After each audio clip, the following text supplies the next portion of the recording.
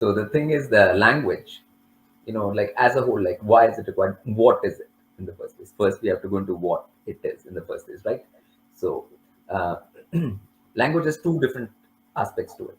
Any language, okay. One is sound, okay. You're Oh, speaking, yeah, yeah. So whatever you're saying, that is one aspect. And second is script, is the written form, like all these alphabets and stuff in different languages, how to write. Like let's go into script first, okay. Why all these strange like designs, like yeah. why all Symbols the and yeah. symbols, like why, like okay. Now the thing is, we have a structure of this universe. We are staying in this material world. And material world is like toruses, like Taurus. There's a toroidal structure to it. Okay. On that torus, there is a thing called golden ratio. This toroid is based on golden ratio. Now the golden ratio is there on it. Okay. Now if you see that golden ratio from different angles on that toroid, you will see different shapes. You just seeing from this angle, this angle, this angle, this angle, this angle, this angle, just different angles. And that's how the script comes out of all languages, from the different perspective of that golden ratio spiral on the toroid. Okay, that is actually the root of when we discuss the English language. I will speak more on it, like how the English language alphabets came from the same, like Greek, whether it's Sanskrit, whether it's Latin. It does not matter what language. Every language's letters come from the actual view of this from different perspectives. So it's not just out of made up, just like that. It's not just a made up thing that somebody just made up. So it's knowledge about the structure of the universe, of the structure of this thing we are living in, which goes into this. So I mean, there had to be some beings which knew what all this is from a very like clear scientific point of view, like really like what everything is.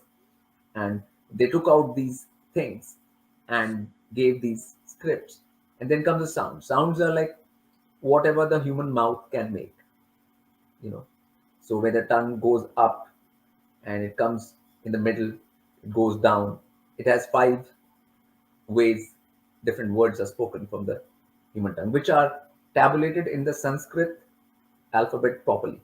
It has 50 characters Sanskrit, and all the sounds human mouth can make, you know and Wow. they are well, like, so it's like the na are all tongue in the center. Pa pa ba ba ma are all from the lips. Okay, so where the sound is made from, according to them, they are tabulated. Okay, so it's like the human mouth and what sound it can produce using the tongue and the lips. And this is basically tabulation of all the sounds.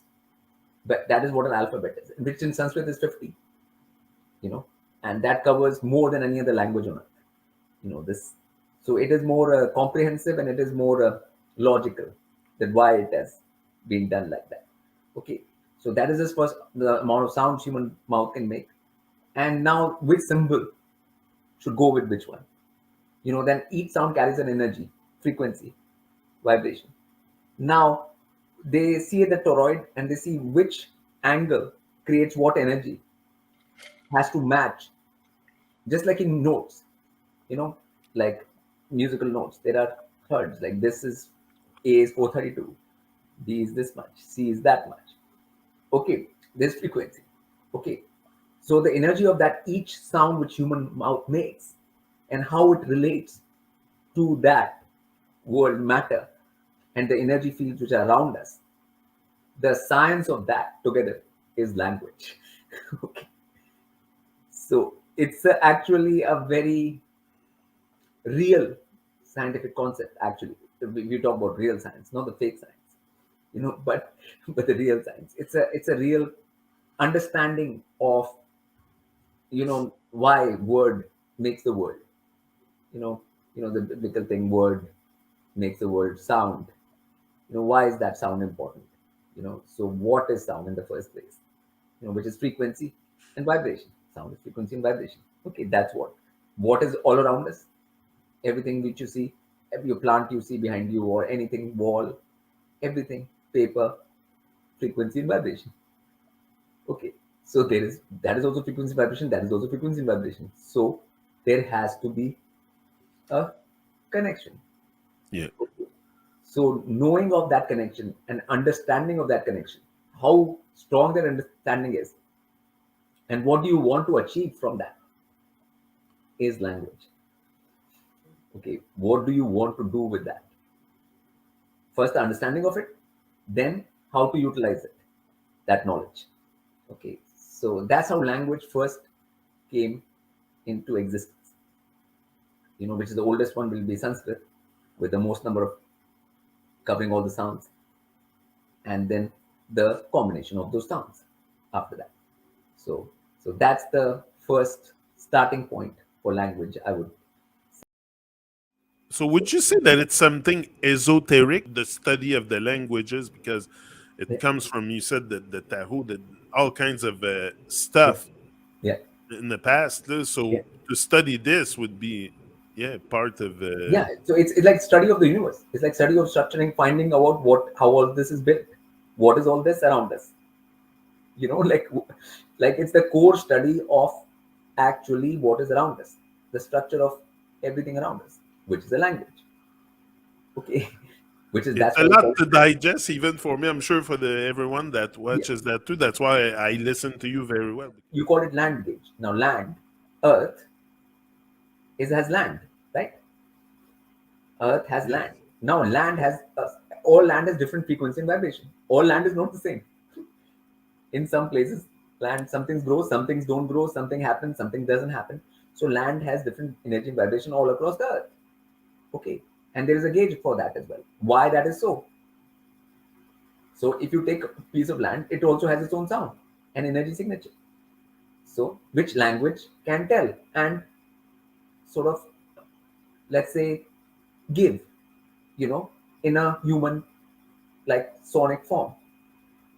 Like you look at land, you can't tell what the sound of that land is, but a mantra can be created which humans can speak from their own mouth, and a sound which will depict the exact energy of that land. So it will map the land. So you have to understand, like, it is because otherwise just by seeing we're not getting something, just by seeing. But there is a sonic signature of it which we can only get through speech, right? So there is a that thing to it, and that's when you can change it. For example, if energy of land is a certain way, okay, and some being sits out there and does a different kind of energy chant in that land for a long time, the energy of the land, that land will change as per the sound of that being, what that being is making in that land. yeah, So so you're able to affect nature and land, anything, via sound. Now, yeah. where did you get that sound from? About from language. And understanding this sound was going to make this kind of change, basically. So, if you can do that to a land, to a tree, to air, then you can do that to yourself too, right? True. Like, if you can do that to all these things, then you can do that to that as well.